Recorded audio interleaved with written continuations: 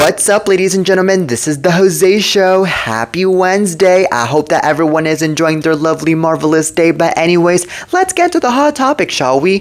Now let's talk about Kanye West. So as we all know, Kanye West has been in the middle of so much controversy lately. Well, a bunch of major celebs collectively gave Hitler-loving rapper Kanye West the middle finger in an online video, but it turns out it's all just a deep fake. So the stars were featured in a minute-long clip created by Oriba Girano using artificial intelligence, and it showed a montage of very familiar faces. So Drake, Jerry Seinfeld, Mark Zuckerberg, Adam Sandler, Steven Spielberg, Mila Kunis, Ben Stiller, and David Schwimmer were among the notables dressed in the same white t-shirt emblazoned with the Jewish star of David drawn on the back of a hand, giving the bird Kanye is written underneath the hand. So when the fake image of Sandler flashes on screen, he actually flips off Kanye. So at the end of the clip, a message appears stating "Enough is enough, join the fight against anti-Semitism," but Girano, who identifies himself as a generative AI expert, creator, and advertiser, posted the video on Instagram and wrote in the caption, "It's time to stop being silent and offer a strong response to anti-Semites like Ye, while demanding social media companies deplatform all online hatred." Okay, so of course, but Girano is referring to Ye's latest campaign pledging his full support of Nazis and Hitler. So, despite the strong message, Scarlett Johansson later released a statement against the use of her image in the AI ad, writing, "I am a Jewish woman who has no tolerance for anti-Semitism or hate speech of any kind, but I also firmly believe that the potential for hate speech multiplied by AI is a far greater threat than any one person who takes accountability for it. We must call out the misuse of AI, no matter its messaging, or we risk losing a hold on reality." Okay, so Ye's close music collaborator Ty Dolla $ign recently posted on his Instagram story that he's not down with any form of hate speech. Okay, so I know that AI has been going over the line lately with putting a bunch of misinformation out there, because unfortunately AI is really good at doing that. But the thing is that Kanye West has been going so darn crazy with this freaking anti-Semitic personality and with his freaking anti-Semitic tweets and his anti-Semitic speeches and so all these years, that I believe that somebody or someone has to put a stop to all of this. And I believe that the AI is, I think, putting a stop to all of this, despite all of the misinformation that these celebs are wearing these t-shirts that have a flip-off sign and then have the word underneath where it says Kanye. Now, I do believe, on my personal opinion, that yes, I do think that Kanye West might end up suing the AI, or he might end up suing whatever is behind these photos, or maybe sue, the person that's behind these photos. But I do think, in my opinion, that Kanye West wouldn't really look good having to sue the person that's behind these photos, because at the end of the day, I do think that Kanye West, like I said, is looking very bad here for all of the stuff that he has said and done that is really anti-Semitic. And I think that Adam Sandler, Drake, Jerry Seinfeld, Mark Zuckerberg, maybe in my personal opinion, they actually are siding with all of this, and they are actually not against this, because I'm sure that they do not like the fact that Kanye West is just so darn hateful. And yes, it does sound really weird that now that AI exists, now things can be out there in a very crazy way when it comes to misinformation, when it comes to many other things. But Kanye West earned what he earned. He got what he got. Okay, let's just put that out there. So anyways, I think that if Kanye West really doesn't want anything like this to be put out, then I believe that he is just going to have to stop calling attention, and he's going to have to stop talking. He's going to have to keep his mouth shut. Okay, and that is it. All right, now on to the next topic. Now let's talk about P. Diddy. So P. Diddy is really angry right now because Diddy says NBC's crossed a very expensive line by putting out a documentary accusing him of murdering Kim Porter and having sex with 2 underage women, and now he wants at least $100 million from the network. So Diddy filed the lawsuit Wednesday morning in New York State, ripping NBC Universal for Diddy the Making of a Bad Boy, a documentary streaming on Peacock, while the federally indicted mogul has seen and heard endless allegations against him from the feds, and in a slew of lawsuits, he says NBC maliciously accuses him of murdering the love of his life and mother to his children. Okay, so in the docs obtained by TMZ, Diddy blasts NBC for that particular claim because the LA County coroner confirmed Kim's death was from natural causes and there's no evidence of foul play. He's also pissed the documentary amplifies YouTube conspiracy theories, claiming it can't be a coincidence. Kim and others in Diddy's world have died. So according to the suit, the documentary leans into allegations Diddy had sex with minors, but he says that false claim is based on a civil lawsuit from someone claiming to have seen him with two girls. Diddy points out that the suit was already discredited by the two women in their 30s who've come forward and said they were adults at the time of that sexual encounter. Diddy says the producers informed his reps in early December they were doing a documentary about theories of his involvement in the deaths of Kim and Notorious B.I.G. along with the underage sex claims. He says his reps responded the allegations were unequivocally false and unverified conspiracy theories. Okay, so he says after a trailer for the doc dropped on January the 2nd, his reps again contacted NBC and the producers. The production included false and defamatory statements and urged them to pull the trailer. He says NBC never responded. Okay, so this is insane. I think that this guy is definitely behind the murder of Kim Porter, and I definitely believe that he got to rape two underage women, because I think that this guy is nothing but a liar, and this guy wants to look clean now that he is getting in trouble for a bunch of the stuff that he did in the past. And he needs to stop saying that he is the good guy and that he never did this and that. Now, I do believe, in my opinion, that even though the LA County's coroner office got to confirm that Kim's death was from natural causes and that there was no foul play, yet again, I do believe that Kim Porter was murdered by P. Diddy, or that Kim Porter was murdered by somebody that might have been linked up to the one and only P. Diddy, because P. Diddy was a very bad person and is still a very bad person. And he is a very smart person, by the way, because I believe that he's that kind of criminal that is really good at hiding his crimes and hiding his footsteps. And he is really good at making it look like his victims got killed or they got raped by something else, and that he had nothing to do with it. So that's another thing right there. So that's what I'm saying here, is that this guy needs to keep his own damn mouth shut. Now, y'all can call me crazy, y'all can call me wrong for saying all of this, but I'm saying what I am seeing here, because we never know how these people like P. Diddy are in real life, ladies and gentlemen. If they really are those kind of people that really have that smart, harmful personality where they're, over here harming, and then they wash their hands and they're like, no, I had nothing to do with this, leave me alone. I mean, the guy is already going through a lot of charges, so I mean, he might as well just speak up and say the truth anyways. Like, him lying about something that he did in the past is not going to get him out of prison at all.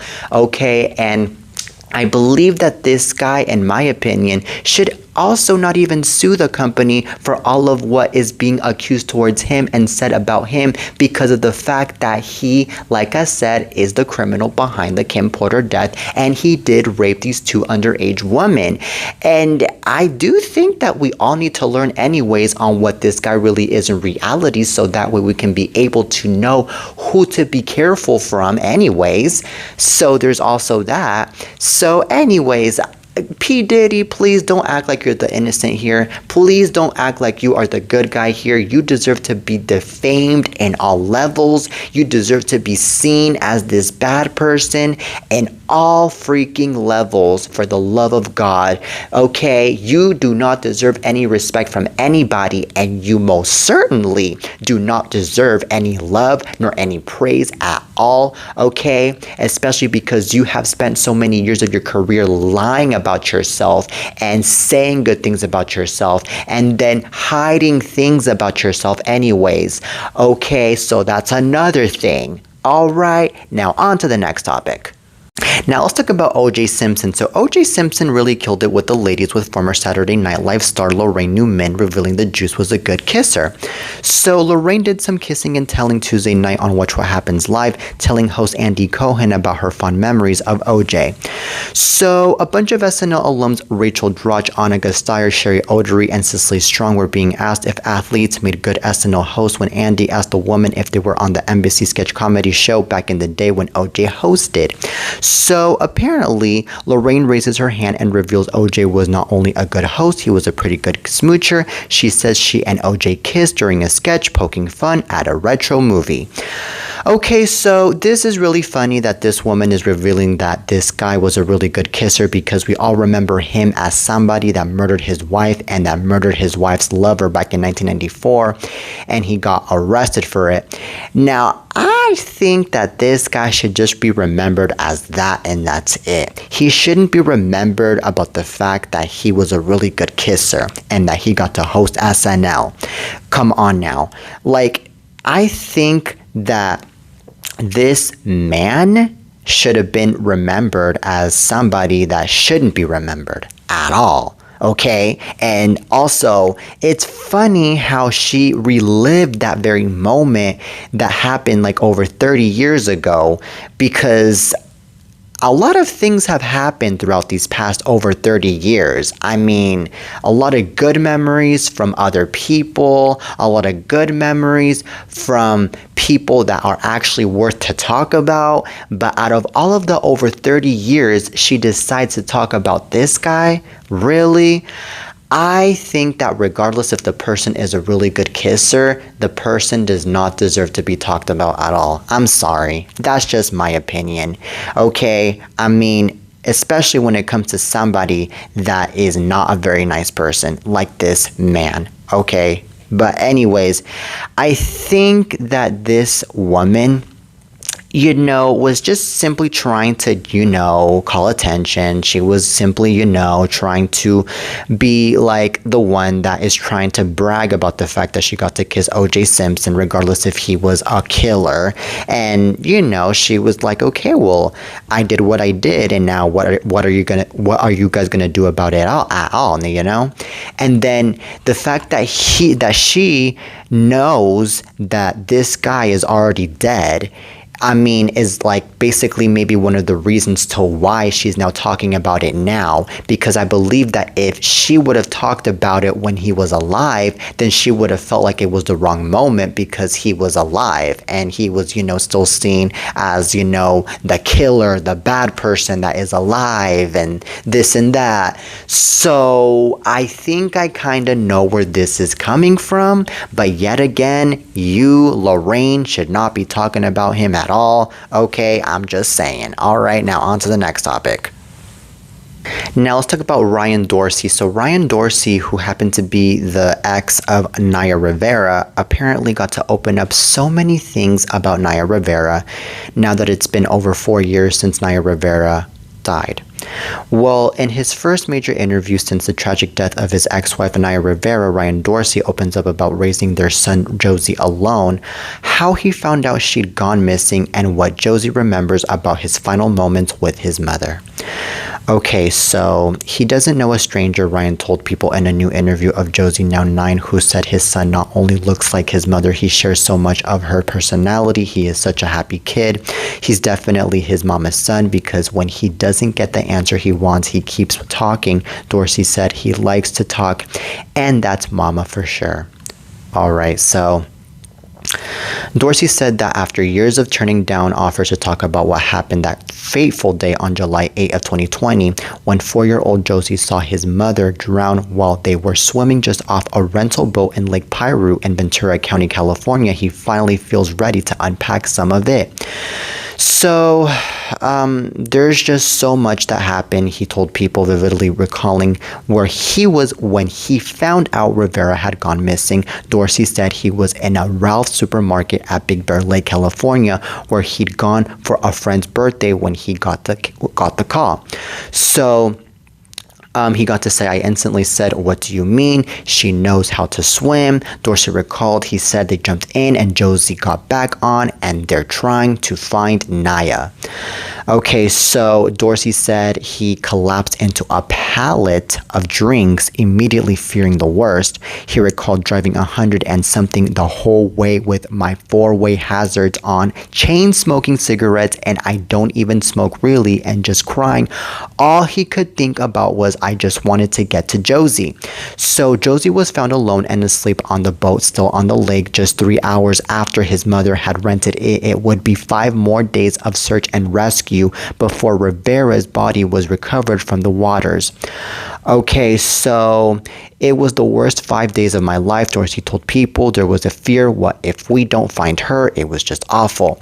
So Josey remembers that. As for what Josey remembers, by the way, Dorsey said that more has come back to his son over the years about his final moments with his mother, with Dorsey having to assuage some of his guilt. Okay, so anyways, Dorsey told the outlet that Josey said he remembers it being windy and him being worried about getting into the water, with Rivera telling him, don't be silly. So Josey said that after they had swam around a bit, his mother noticed the boat was drifting away. He said his mom told him to swim back to the boat. He recalls grabbing the tanks on the side of it and pulling himself around the boat, per Dorsey. Okay, so he said that the last thing she said was his name, and then she went under and he didn't see her anymore, shared Dorsey, tearing up as he told it. It just rocks my world that he had to witness her last moments. Okay. So this is very, very sad. Oh my God. It really breaks my heart that Josey lost his mom 4 years ago, going on to 5 years ago. Naya Rivera was such a sweet girl, and she was well known for being such a sweet girl, and of course for being on Glee. And I can't believe that she drowned in the lake of Ventura County, man. I can't believe that she drowned in general, okay? Because these lakes are supposed to be safe for you to swim in and for you to make sure that you are having a really good time, because that's what these lakes are for. And as far as what I heard from the death of Naya Rivera 4 years ago was that she drowned in the lake of Ventura County because she apparently got tangled with a bunch of the stuff that was underneath the lake, because the lake apparently was fully contaminated with a bunch of dirty stuff, and it was just so darn dirty to the point that you can't even see from up above when you're swimming. So it was like so darn scary to even swim through that lake, but yet Naya Rivera was swimming in that lake anyways. Now I'm happy and I'm surprised that Josey was able to survive and that he was able to swim up just fine. I think that Naya Rivera should have noticed that the lake wasn't really all that well, and it wasn't all that safe to be swimming in the first place. And I'm not trying to put blames on anybody. I'm just saying what could have happened before, because I believe that there should have been some things that could have prevented the death of Naya Rivera. And I think that Naya, man, was simply trying to have a really good time with her son, of course, because it was a mother-son type of outing, and of course it was a lake. And I think that, in my opinion, the lake is more to blame than Naya Rivera, though, because I do believe that the people that are in charge of this lake, because I'm sure that there are people in charge of the lake, they should have noticed that this lake should have been taken care of.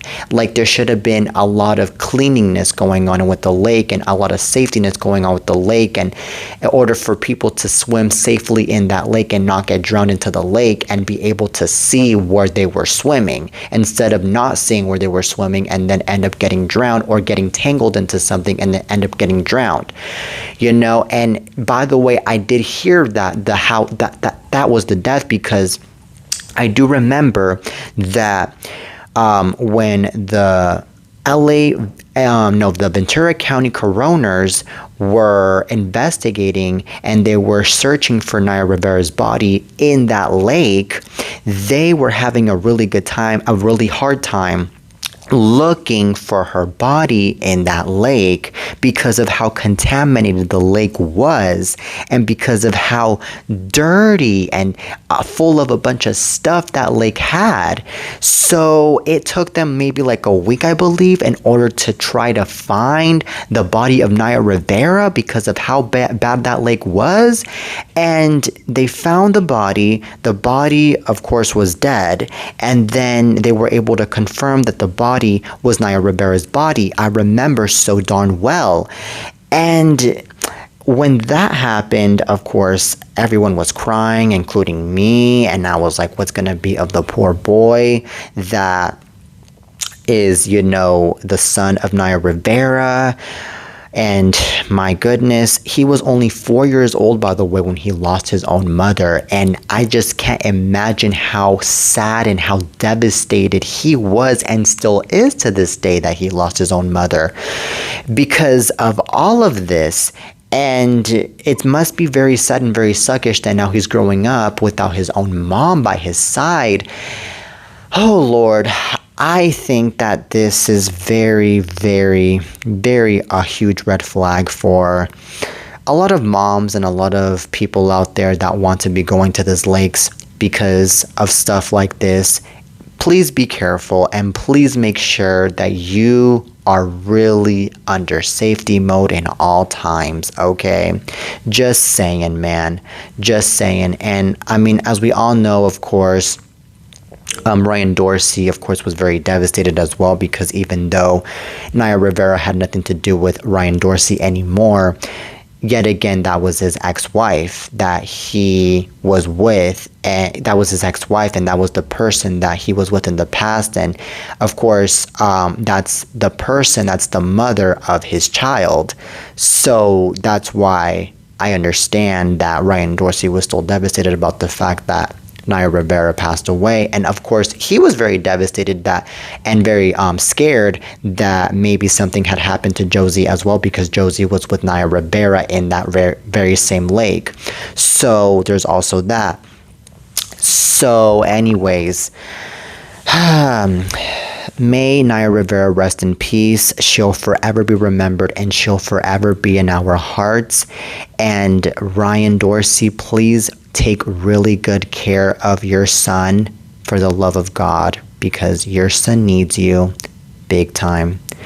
Okay, and that's all I have to say about this. Okay, but anyways, that is it for today's show, ladies and gentlemen. I really hope you guys enjoyed today's episode of The Jose Show. Till next time, and peace.